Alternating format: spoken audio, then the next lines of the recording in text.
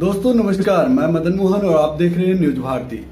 जैसा कि आप सभी जानते हैं कि दिल्ली में हमारे किसान अपने हक की लड़ाई लड़ रहे हैं, लेकिन उसके प्रति सरकार का जो रुख है बेहद ही शर्मनाक। क्योंकि सरकार तो कहती है कि हम किसानों को गिफ्ट दे रहे हैं, लेकिन ऐसा गिफ्ट किस काम का जो किसान का जान ही ले ले, उसकी जिंदगी ही बर्बाद कर दे, उसकी आने वाले नस्लों को ही जीने का रास्ता खत्म कर दे। शायद यही कारण है कि किसान दिल्ली में जीवन और मरण की लड़ाई लड़ रहे हैं। किसानों का कहना है कि हम आने वाली नस्लों और अपने फसलों के लिए यह लड़ाई लड़ रहे हैं, इसलिए वो पूरे देश के किसानों से आह्वान भी कर रहे हैं, आए और आकर हमारा साथ दें। दोस्तों आगे मैं कुछ कहूं उससे पहले मैं आपको कल हुई किसानों और भारत सरकार के मंत्रियों के बीच जो बैठक हुई उसमें क्या निकला उसके बारे में बात करना चाहते हैं। जैसा कि आप सभी को पता है कि किसान संगठनों और सरकार के बीच कल 8वें दौर की वार्ता फिर से नाकाम हो गई। सरकार कृषि कानूनों की वापसी के लिए बिल्कुल भी तैयार नहीं है और किसान संगठन इससे कम कुछ भी मानने को तैयार नहीं है। किसानों ने कह दिया कि अब आर पार की लड़ाई होगी।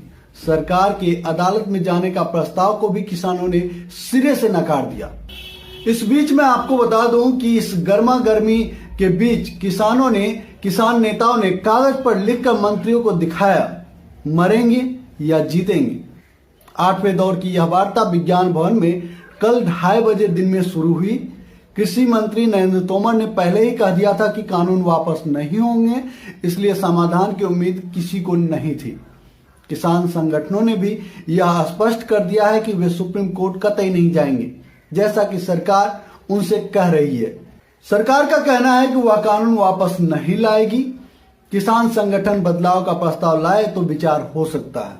किसान नेताओं ने कहा कि सरकार जानबूझकर उलझा रही है, वे सिर्फ कृषि कानून की वापसी चाहते हैं और यह सरकार को फैसला लेना है, अदालत से फैसला कराने नहीं जाएंगे। दोस्तों मैं आपको बता दूं कि 450 से ज्यादा किसान संगठन अब इस मुद्दे पर देशव्यापी जन जागरण आंदोलन छेड़ने की तैयारी में है। सरकार के रवैयों को देखते हुए किसान संगठन अब वार्ता को निरर्थक समझने लगे हैं। हालांकि सरकार ने 15 जनवरी को फिर से वार्ता का प्रस्ताव दिया, लेकिन किसान संगठनों को तत्काल सहमति नहीं दी। आपस में चर्चा करके ही कोई फैसला होगा, ऐसा कहा। इसलिए जो आंदोलन का पूर्व घोषित कार्यक्रम है वह लागू होगा।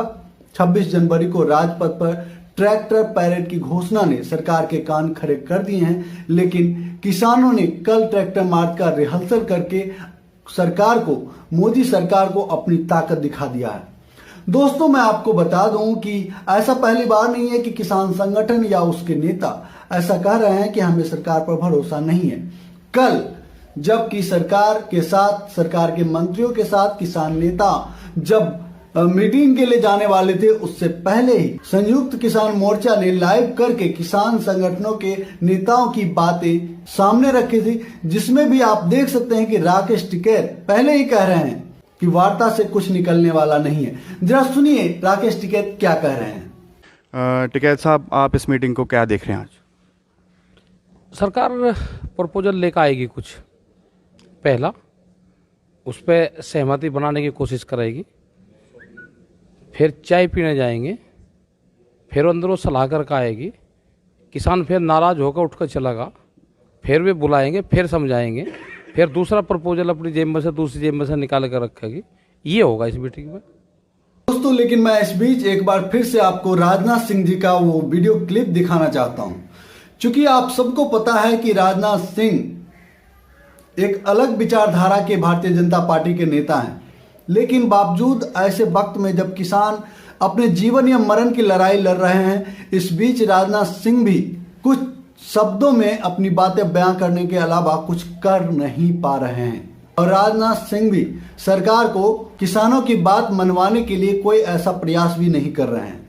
लेकिन राजनाथ सिंह जी का ये वीडियो देखना बहुत जरूरी है। ये वीडियो 2013 का है, जब मनमोहन सिंह की सरकार केंद्र में थी। पहले आप ये वीडियो देखिए, फिर हम आगे की बात करेंगे। मेरी जानकारी में यह नहीं था कि यहां पर कोई धरना चल रहा है, और जो हमारी जानकारी में पहले रहता तो मैं समझता हूं कि जिस दिन धरना किसानों का प्रारंभ हुआ था उसी दिन मैं इस धरना स्थल पर आ गया होता अपना समर्थन देने के लिए। हम कभी यह नहीं देखते हैं किस पार्टी का, किस संगठन का कोई आंदोलन है अथवा कार्यक्रम है। हमारी नजर यदि देखती है तो केवल देखती है जहां पर भी से हिंदुस्तान में किसान बैठा होगा तो यह नहीं देखना चाहिए कि वह कहां है, किस संगठन से जुड़ा है, किस पार्टी से जुड़ा है। सदैव उस स्थान पर राजनाथ सिंह हाजिर होने की कोशिश करते हैं और आज मुझे आप सब लोगों के बीच में आने का जो अवसर प्राप्त हुआ है, एक तरफ आप लोगों के बीच मौजूद होकर मुझे खुशी की अनुभूति हो रही है, लेकिन वहीं दूसरी तरफ खुले आसमान के नीचे 3 दिनों से आपको धरना देना पड़ रहा है। यह बेहद तकलीफ की बात है। सच कहा युद्धवीर सिंह जी, इतने दिन हो गए, बगल में संसद है, निश्चित रूप से प्रधानमंत्री जी को खुफिया विभाग के द्वारा जानकारी प्राप्त हो चुकी होगी, लेकिन उन्होंने किसी को भेजकर क्या समस्या है, क्या मांग है, यह भी जानने की जहमत नहीं उठाई। लेकिन प्रधानमंत्री जी, आपको इस सच्चाई को समझना चाहिए, जिस दिन से हिंदुस्तान का किसान एकजुट होकर सड़कों पर आ जाएगा तो कोई दुनिया की ताकत उसके हौसले को पस्त नहीं कर सकती। बड़ी से बड़ी ताकतों को घुटना टेकने को मजबूर होना पड़ेगा। इस देश की सबसे बड़ी जनसंख्या यदि है तो किसानों की है, सबसे बड़ी जनसंख्या। और किसी एक पेशे में लगे हुए लोगों की शक्ति के बारे में किसी को यदि तुलना करनी है तो मैं कह सकता हूं कि हिंदुस्तान में केवल कृषि क्षेत्र में, कृषि पेशे में लगी हुई जो जनसंख्या है वही हिंदुस्तान की सबसे बड़ी जनशक्ति है। और उस जनशक्ति को कभी चुनौती देने की कोशिश बड़े से बड़े सत्ताधारी दल को नहीं करनी चाहिए। तो दोस्तों, आपने सुना राजनाथ सिंह जी का ये बयान। सबसे महत्वपूर्ण बात पर मैं आपका ध्यान आकर्षित करना चाहूंगा, वो है राकेश टिकैत। जी हाँ, राकेश टिकैत वही नेता हैं, वही किसान नेता हैं जिसके साथ राजनाथ सिंह जी 2013 में मंच साझा करते हुए इतनी बड़ी बड़ी बातें कह रहे हैं। और आज वही राकेश टिकैत खालिस्तानी हैं, पाकिस्तानी हैं, गद्दार हैं, आतंकवादी हैं, और जिसके बारे में राजनाथ सिंह छोड़िए, भारतीय जनता पार्टी का कोई भी नेता अपने चंद झंडू बाम जैसे नेताओं को एक बार फटकार लगाने की भी जहमत नहीं उठाते हैं।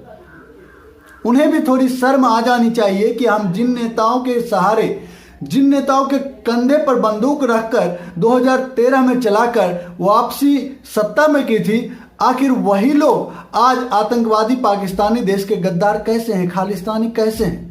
क्या राजनाथ सिंह जी ये बताएंगे कि क्या केवल ये बातें उनकी तब तक ही वैलिड थी, तब तक ही महत्वपूर्ण थी जब उनके पास सत्ता नहीं थी, उन्हें सत्ता चाहिए थी? या फिर राजनाथ सिंह जी को ये क्लियर कर देनी चाहिए कि आज की केंद्र की सत्ताधारी पार्टी में, सत्ता में उनके मंत्री होते हुए भी, कद्दावर मंत्री होते हुए भी उनकी राय बात नहीं चलती। इस बात को जनता के सामने रख देनी चाहिए। जिस किसान को राजनाथ सिंह जी देश की रीढ़ कह रहे हैं, देश की मजबूती कह रहे हैं, आज वही किसान आतंकवादी हो जाता है और इन बड़े बड़े दिग्गज नेताओं के मुंह खुलते नहीं हैं, मुंह सिल जाते हैं। दोस्तों, मैं आपको बताऊं कि राजनाथ सिंह जैसे कद्दावर नेताओं को इसलिए भी मोदी सरकार से सवाल कर लेने चाहिए कि मोदी जी, आपने हरियाणा के अंदर अपने चुनावी भाषण में क्या कहा था?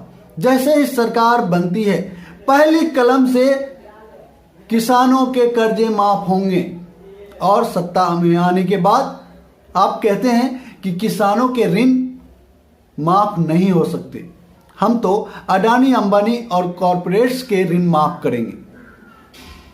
सबका साथ यानी कि भारत का साथ, और अडानी, अंबानी और चंद कॉरपोरेट मित्रों का विकास करने वाले हैं। हमें उनकी चिंता है। साथियों, वीडियो के अंत में बस इतना कहूंगा कि हमें तब भी मोदी सरकार से किसानों के प्रति किसी भी अच्छे कदम की आशा नहीं थी, आज भी नहीं है और आगे भी नहीं। क्योंकि आप सबको याद होगा कि प्रोफेसर गौरव वल्लभ ने एक बड़ा बयान दिया था।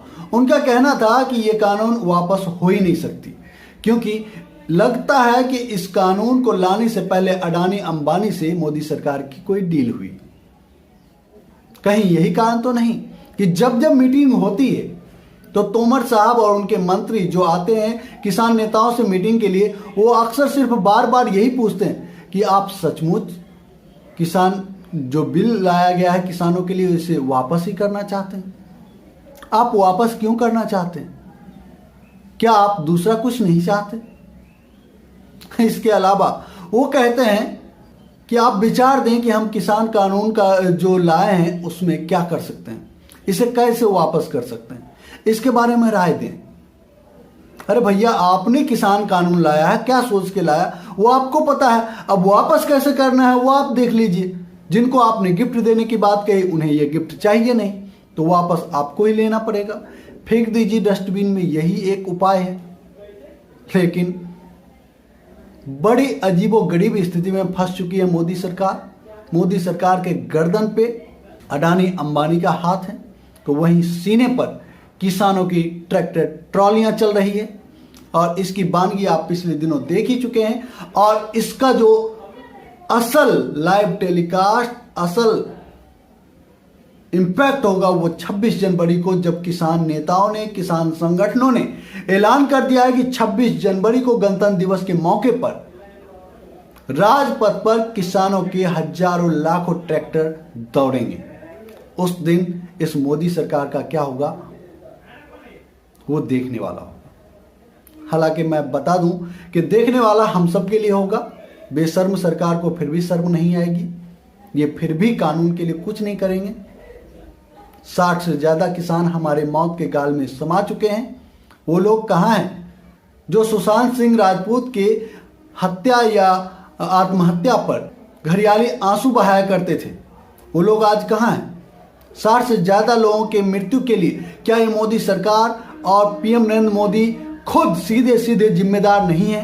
क्या उन्हें कटघरे में खड़ा नहीं करना चाहिए?